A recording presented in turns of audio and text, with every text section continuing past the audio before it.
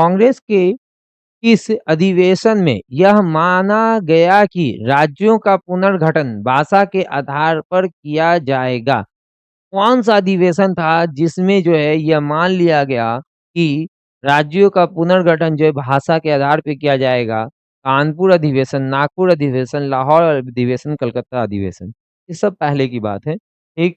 अब यहाँ पे तुम देखो, कांग्रेस के किस अधिवेशन में यह मान लिया गया कि राज्यों का पुनर्गठन जो है भाषा के आधार पे होगा? ये क्यों महत्वपूर्ण है ये समझो। इसका ताल्लुक कहाँ से है?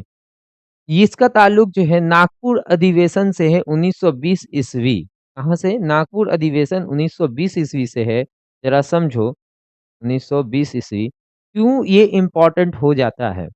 1920 इसमें ये कहा गया भारतीय जनता को कि भारत का जो है अधिवेशन जो कौन-सा अधिवेशन है जो राज्य का पुनर्गठन भाषा के आधार पे होगा। ठीक है? यानी राज्य जब बनेगा ना तो भाषा के आधार पे बनाएँगे। तो जनता काफ़ी ज़्यादा खुश हो गए, चलो ये बहुत अच्छी बात है कि मेरे भाषा के आधार पे मेरा एक राज्य बन जाएगा। तो पूरे भारत की जनता में जोश आया और वो लड़ाई के लिए बहुत आगे आए, अंग्रेज़ों से लड़ने के लिए। तो ये कब हुआ था? नागपुर अधिवेशन 1920 में ये बोला गया। लेकिन जब देश स्वतंत्र होता है, तो इस बात को सिरे से नकार दिया जाता है कि नहीं, भारत का जो है विभाजन भाषा के आधार पर नहीं होगा।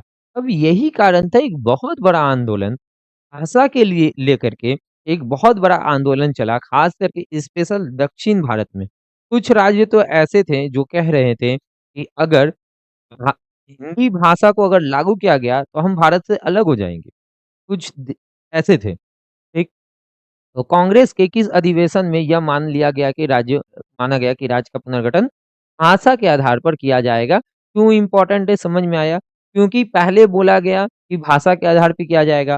देश का जब आज़ाद हो गया है, देश आज़ाद हो गया तो अब कह रहा है कि नहीं भाषा के आधार पे नहीं होगा। इसलिए बहुत बड़ा क्या हुआ था आंदोलन हो गया था। फिर फज़ल अली आयोग की रिपोर्ट के अकॉर्डिंग जो है भारत में जो है भाषा के आधार पर राज्य को बनाया गया। किसकी अध्यक्षता में? कौन थे? उस रिपोर्ट फज़ल अली आयोग, याद रखोगे फज़ल अली आयोग, जो कि एक रिटायर्ड जज जज थे।